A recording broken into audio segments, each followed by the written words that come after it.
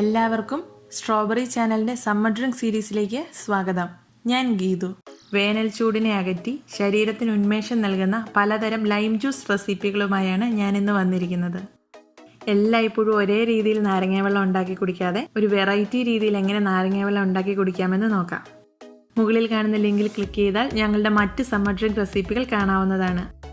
റെസിപ്പിയിലേക്ക് കിടക്കുന്നതിന് മുന്നേ നിങ്ങൾ ഈ ചാനൽ ആദ്യമായാണ് കാണുന്നതെങ്കിൽ സബ്സ്ക്രൈബ് ചെയ്യാൻ മറക്കരുത്. അതുപോലെ തന്നെ നിങ്ങൾക്ക് ഈ വീഡിയോ ഇഷ്ടമായാൽ നിങ്ങളുടെ ഫ്രണ്ട്സ് ഫാമിലിയുമായി ഷെയർ ചെയ്യാനും മടിക്കരുത്. ഗ്രേപ്പ് ലൈം എങ്ങനെ തയ്യാറാക്കാമെന്ന് നോക്കാം. അതിനായി ഒരു ജ്യൂസറോ ബ്ലെൻഡറോ മിക്സിയോ എടുക്കാം. അതിലേക്ക് ഒരു മുഴുവൻ നാരങ്ങയുടെ നീര് അല്ലെങ്കിൽ 2 ടേബിൾ സ്പൂൺ നാരങ്ങ നീര് ഒഴിക്കുന്നു. ഇതിലേക്ക് 2 ടേബിൾ സ്പൂൺ പഞ്ചസാര ചേർക്കുന്നു. ഓരോരുത്തരുടെയും മധുരത്തിനനുസരിച്ച് പഞ്ചസാരയുടെ അളവ് തീരുമാനിക്കേണ്ടതാണ്. ഇനി ഇതിലേക്ക് 4-5 കറുത്ത മുന്തിരിങ്ങ ചേർക്കാം. ഇനി ഇതിലേക്ക് 2 കപ്പ് തണുത്ത വെള്ളമാണ് ചേർക്കേണ്ടത്. ഈ വെള്ളം മുഴുവൻ ആദ്യം തന്നെ ഒരുമിച്ച് ഒഴിക്കരുത്. ആദ്യം കുറച്ചൊന്നൊഴിച്ച് നന്നായി ഒന്ന് അടിച്ചെടുക്കാം. അപ്പോൾ മുന്തിരിയൊക്കെ നന്നായി ഒന്ന് അരഞ്ഞു കിട്ടും.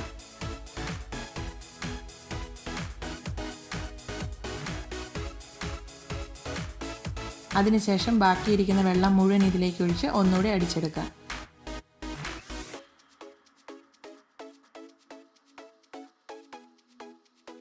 ഇതിനിയൊന്ന് അരിച്ചെടുക്കാം. അപ്പോൾ ഗ്രേപ്പ് ലൈം ഇവിടെ റെഡി ആയിട്ടുണ്ട്. നല്ല സൂപ്പർ ടേസ്റ്റാണ് ഇതിന്. നിങ്ങളെല്ലാവരും ഇതൊന്ന് ട്രൈ ചെയ്ത് നോക്കണം. മിൻറ്റ് ലൈം എങ്ങനെ തയ്യാറാക്കാമെന്ന് നോക്കാം. അതിനായി ഒരു മിക്സിയോ ബ്ലെൻഡറോ ജ്യൂസറോ എടുക്കാം. ഇതിലേക്ക് ഒരു നാരങ്ങയുടെ നീര് അഥവാ 2 ടേബിൾ സ്പൂൺ നാരങ്ങ നീര് ഒഴിക്കാം. ഇതിലേക്ക് 2 ടേബിൾ സ്പൂൺ പഞ്ചസാര ചേർക്കുന്നു. നിങ്ങളുടെ മധുരത്തിനനുസരിച്ച് പഞ്ചസാരയുടെ അളവ് തീരുമാനിക്കേണ്ടതാണ്. ഇനി ഇതിലേക്ക് ഒരു പിടി പുതിനയില ചേർക്കാം. ഇതിലേക്ക് 2 കപ്പ് തണുത്ത വെള്ളമാണ് ചേർക്കേണ്ടത്. ഇത് മുഴുവൻ ഒരുമിച്ചൊഴിക്കരുത്. ആദ്യം കുറച്ചൊന്നൊഴിച്ച് നന്നായി ഒന്ന് അടിച്ചെടുക്കാം.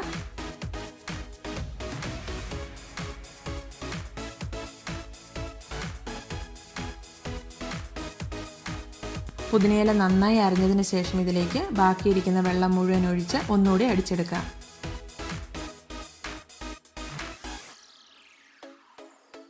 ഇതിനിയൊന്ന് അരിച്ചെടുക്കാം.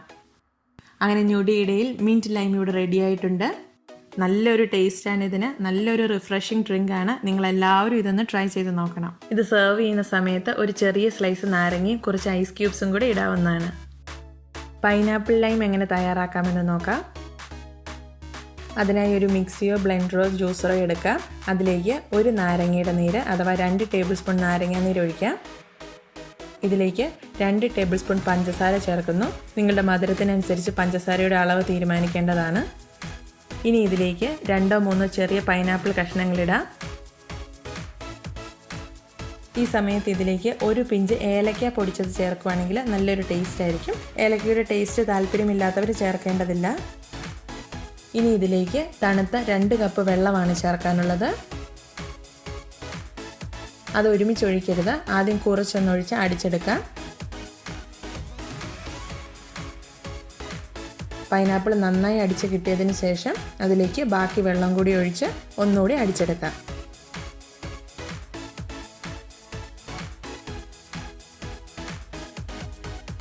ഇതിനിയൊന്ന് അരിച്ചെടുക്കാം. അങ്ങനെ വളരെ പെട്ടെന്ന് തന്നെ പൈനാപ്പിൾ ലൈം ഇവിടെ റെഡി ആയിട്ടുണ്ട്.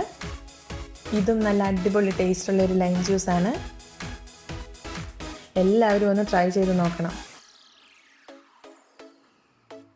സ്ട്രോബെറി ലൈം ജ്യൂസ് എങ്ങനെ തയ്യാറാക്കാമെന്ന് നോക്കാം. അതിനായി ഒരു ജ്യൂസറോ മിക്സിയോ ബ്ലെൻഡറോ എടുക്കാം. അതിലേക്ക് ഒരു നാരങ്ങയുടെ നീര് അഥവാ 2 ടേബിൾ സ്പൂൺ നാരങ്ങ നീര് ഒഴിക്കുന്നു. 3 ടേബിൾ സ്പൂൺ പഞ്ചസാര ചേർക്കാം. നിങ്ങളുടെ മധുരത്തിനനുസരിച്ച് പഞ്ചസാരയുടെ അളവ് തീരുമാനിക്കേണ്ടതാണ്. ഇനി ഇതിലേക്ക് 2-3 സ്ട്രോബെറി ചേർക്കാം. ഇതിലേക്ക് 2 കപ്പ് തണുത്ത വെള്ളമാണ് ചേർക്കാനുള്ളത്. അത് ഒരുമിച്ച് ചേർക്കാതെ ആദ്യം കുറച്ചൊന്ന് ചേർത്ത് നന്നായി ഒന്ന് അടിച്ചെടുക്കുക. അതിനുശേഷം ബാക്കി കൂടി ഒഴിച്ച് ഒന്നുകൂടി ഒന്ന് അടിച്ചെടുക്കുക.